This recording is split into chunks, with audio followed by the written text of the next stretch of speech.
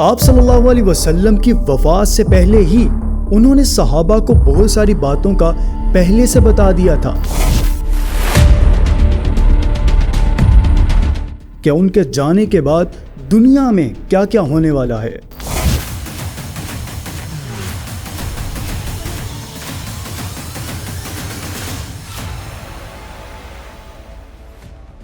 ایک دن حضرت عمر رضی اللہ تعالی عنہ باقی صحابہ کے ساتھ آپ صلی اللہ علیہ وسلم کے پاس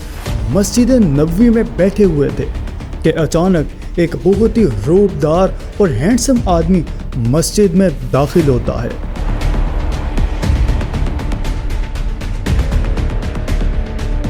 ان کے کپڑے ایکسٹریملی وائٹ اور بال بالکل بلیک تھے۔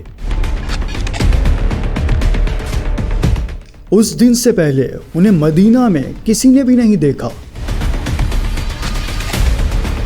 مطلب وہ مدینہ کے رہنے والے نہیں تھے، اور ان کے کپڑوں اور بالوں سے بالکل ایسا نہیں لگ رہا تھا کہ وہ کہیں دور سے ٹریول کر کے مدینہ آئے ہیں۔ مسجد میں بیٹھے سارے صحابہ اس شخص کو غور سے دیکھ رہے تھے۔ وہ آدمی سیدھا مسجد نبوی میں آیا اور آ کر رسول اللہ صلی اللہ علیہ وسلم کے بالکل سامنے بیٹھ گیا اور کہا، اے محمد، مجھے اسلام کے بارے میں بتاؤ۔ اس آدمی کے جانے کے بعد آپ صلی اللہ علیہ وسلم نے صحابہ سے پوچھا، کیا تم نے اس شخص کو پہچانا؟ یہ جبرائیل علیہ السلام تھے اور تمہیں تمہارا دین سکھانے کے لیے آئے تھے۔ آپ صلی اللہ علیہ وسلم نے جبرائیل علیہ السلام کو اسلام کے بارے میں بتایا کہ اللہ کے سوا کسی کو خدا نہ ماننا، محمد کو اللہ کے رسول ماننا، نماز، روزہ، زکوٰۃ اور حج ادا کرنا، جس پر جبرائیل علیہ السلام نے کہا، آپ نے بالکل درست فرمایا۔ پھر جبرائیل علیہ السلام نے ایمان کے بارے میں پوچھا۔ آپ صلی اللہ علیہ وسلم نے فرمایا، اللہ کو ماننا، اس کے اینجلز، فرشتوں کو ماننا، اس کی کتابوں کو ماننا، اس کے پیغمبروں کو ماننا، آخرت کو ماننا اور تقدیر کو ماننا، جس پر جبرائیل علیہ السلام نے پھر کہا، آپ نے بالکل سچ فرمایا۔ جبرائیل علیہ السلام نے آپ صلی اللہ علیہ وسلم سے احسان کے بارے میں بھی پوچھا، اور پھر جبرائیل علیہ السلام نے آپ صلی اللہ علیہ وسلم سے پوچھا کہ قیامت، دی ڈے آف جج، کب آئے گی، جس پر آپ صلی اللہ علیہ وسلم نے کہا کہ جتنا آپ کو پتا ہے صرف اتنا ہی مجھے پتا ہے، مطلب کہ قیامت کے دن کا اللہ کے سوا کسی کو بھی نہیں پتا۔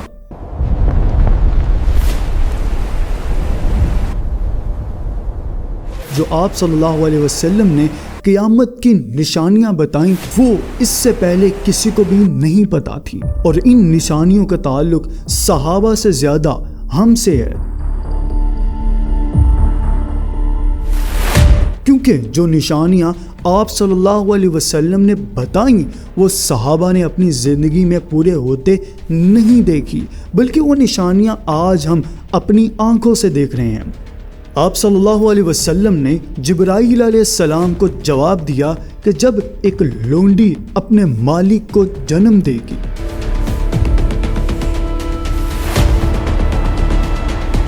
جس کو بہت سارے اسکالر سمجھتے ہیں کہ جب اولاد اپنے والدین کو غلام سمجھے گی، اور جب یہ ننگے پیر غریب شیفرڈز ایک دوسرے سے لمبی بلڈنگز بنانے میں مقابلہ کریں گے۔ جبرائیل علیہ السلام نے پھر کہا کہ آپ نے بالکل سچ کہا، اور اٹھ کر وہاں سے چلے گئے۔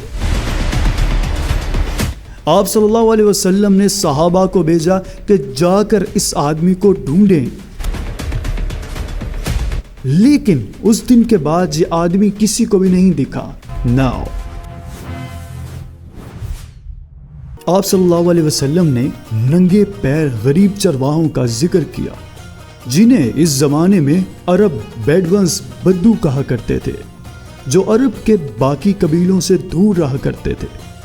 اور کبھی بھی ایک جگہ پر نہیں رہتے تھے، بلکہ اپنے جانوروں کے ساتھ ہمیشہ ٹریول کرتے رہتے تھے، مطلب ایک خانہ بدوش نومیڈک زندگی گزارتے تھے۔ یہ اس لیے بہت عجیب بات تھی کیونکہ بدو عرب میں سب سے غریب قبیلے ہوا کرتے تھے۔ صرف اس زمانے میں نہیں بلکہ اس حدیث کے 1000 سال بعد بھی یہ بیڈونز عرب کے سب سے لوئر کلاس ہوتے تھے۔ اس لیے صحابہ حیران تھے کہ ہماری سوسائٹی کے سب سے غریب کلاس کیسے آپس میں لمبی بلڈنگز بنانے میں مقابلہ کریں گے۔ آپ صلی اللہ علیہ وسلم کے بعد خلافت راشدہ ہر طرف پھیلنے کے بعد دنیا کی سب سے بڑی سپر پاور بن گئی، بلکہ یہ اس وقت تک انسانوں کی تاریخ کی سب سے بڑی امپائر تھی، جو Alexander the Great Roman empire کے جولیس سیریز کے امپائر سے بھی بڑی تھی۔ اس کا فائدہ اٹھاتے ہوئے یہ بیڈونز پوری دنیا میں پھیل گئے، لیکن پھر بھی ان کی سب سے بڑی پاپولیشن اس عرب کے علاقے میں رہی۔ آہستہ آہستہ وقت گزرتا گیا اور ان کا کلچر بالکل بھی نہیں بدلا۔ یہ بیڈونز اسی طرح اپنی زندگی گزارتے رہے۔ آخر 1000 سال بعد عثمانیہ خلافت کے آخری زمانے میں دنیا پرانے طریقوں سے ایک نئی انڈسٹریل ایج کی طرف بڑھنے لگی، تو آخر عثمانی خلیفہ سلطان عبد الحمید نے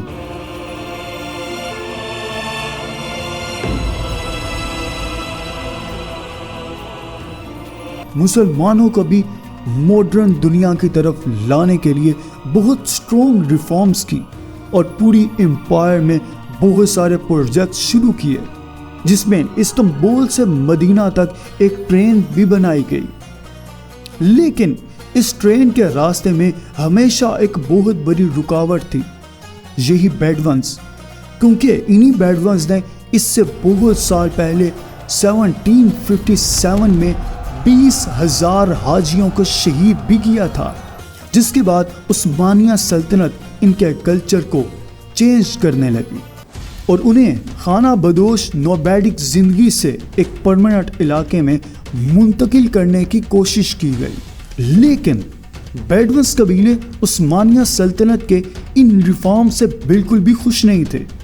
اور آخر سعودی عرب کے پہلے بادشاہ ابن سعود نے بیڈونز کو یونائٹ کر کے آٹومن ایمپائر کے خلاف ایک فوج بنائی اور پھر برٹش کی مدد سے اس پورے علاقے کو فتح کر لیا، جسے آج ہم سعودی عربیہ کہتے ہیں۔ اور کچھ سالوں بعد ان علاقوں سے آئل تیل ڈسکور ہونے کے بعد یہی بیڈونز، جن کی اس سے پہلے کوئی اوقات نہیں تھی، اب دنیا کے سب سے ریچ لوگوں میں سے بن گئے، اور ان سے بہت سارے ملینئرز بلینئرز بھی سامنے آئے۔ تیل ڈسکور ہونے کے بعد ان ساروں کو پتا چلا کہ یہ آئل ہمیشہ کے لیے نہیں رہنے والا، بلکہ یہ ایک بہت جلد ختم ہونے والی ہے، جس کے ساتھ ان کی ساری لگژریز بھی ختم ہو جائیں گی۔ تو سب سے پہلے دبئی کے بادشاہ شیخ محمد بن راشد، جو ایک بیڈون قبیلے سے ہیں، جنہوں نے ایک بار خلیج ٹائم کے انٹرویو میں خود یہ کہا ہے کہ میں ایک بیڈون قبیلے سے ہوں اور اس پہ مجھے فخر ہے۔ انہوں نے دبئی کو آئل سے نکال کر ٹورزم اور بزنس کی طرف لائے، اور بہت تیزی سے کچھ ہی سالوں میں دبئی دنیا کی بیسٹ سٹیز میں سے بن گئی۔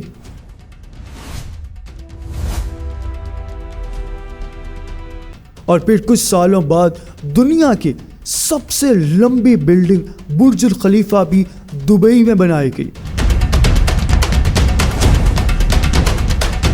یہ اب تک انسانوں کی بنائی ہوئی سب سے بڑی بلڈنگ تھی۔ اس سے پہلے ایک زمانے میں، آج سے 4500 سال پہلے، ایجپٹ میں فرعونوں کے بنائے ہوئے پیرامڈز، اسپیسیفکلی پیرامڈ آف گیزا، انسانوں کی بنائی ہوئی سب سے بڑی بلڈنگ تھی، اور دنیا کی سب سے بڑی بلڈنگ ہونے کا ٹائٹل اس پیرامڈ کے پاس 3800 سال تک رہا۔ مطلب فرعون کے بعد 3800 سال تک کوئی بھی فرعون سے لمبی بلڈنگ نہیں بنا سکا۔ لیکن 3800 سال بعد یورپ کے ایک چرچ نے پیرامڈز کا یہ ریکارڈ توڑ دیا۔ جس کے بعد پیرس کے آئیفل ٹاور اور 9/11 میں تباہ ہونے والے ورلڈ ٹریڈ سینٹر بھی دنیا کی سب سے بڑی بلڈنگز رہ چکی ہیں۔ اس کے بارے میں ہم پھر بات کریں گے۔ دبئی کی اس عظیم کامیابی کو دیکھ کر سعودیہ نے بھی اسے کاپی کرنا شروع کر دیا اور مکہ میں کعبہ کے بالکل سامنے دنیا کی چوتھی سب سے بڑی بلڈنگ بنائی، جو کچھ ہی سال بعد دنیا کی سب سے بڑی بلڈنگ کا اعلان کرتی ہے، کنگڈم ٹاور یا جدہ ٹاور، جو دبئی کے برج الخلیفہ سے بھی بڑی ہوگی، اور اسی طرح سعودیہ UAE سے آگے نکل جائے گا۔ اس سارے پروجیکٹس کو ہیڈ کرنے والے کا نام الولید بن طلال ہے، جو کچھ سال پہلے دنیا کے سب سے امیر عرب، جن کے قبیلے کا تعلق اگین ایک بیڈون قبیلے سے تھا، جس کے بعد دبئی نے سعودیہ سے دوبارہ آگے نکلنے کے لیے دبئی میں ایک نئی دنیا کی سب سے بڑی بلڈنگ بنانے کا اعلان کیا، جو ان دونوں برج الخلیفہ اور جدہ ٹاور سے بھی بڑی ہوگی۔ اور آج کل ہر کچھ عرصے کے بعد بہت تیزی سے عرب میں آپس میں لمبی بلڈنگز بنانے کے پروجیکٹس کا اعلان ہو رہا ہے۔ ایون عرب کنٹریز ایک دوسرے کو یہ تک نہیں بتا رہی کہ ان کے اگلے پروجیکٹ کی ہائٹ کیا ہوگی، کیونکہ باقی کنٹریز ان سے آگے نکلنے کے لیے اس سے بھی بڑی بلڈنگ بنانے کا اعلان کر دیں گی، اور اس طرح لمبی بلڈنگز بنانے کا ایک سخت کمپٹیشن ان سارے عرب ممالک میں سٹارٹ ہو چکا ہے، جن میں آلموسٹ سارے پروجیکٹس کے پیچھے ایسے لوگ ہیں جن کا کوئی نہ کوئی تعلق بیڈون قبیلوں سے ہے۔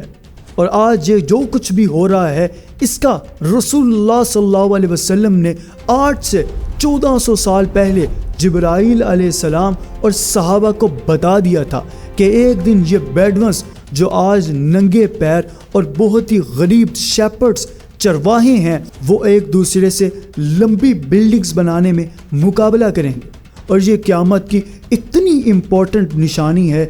کہ جبرائیل علیہ السلام مسلمانوں کو خود یہ سکھانے آئے تھے۔ رسول اللہ صلی اللہ علیہ وسلم کی بتائی ہوئی اس نشانی کو ہم اپنی آنکھوں سے پورا ہوتے دیکھ رہے ہیں۔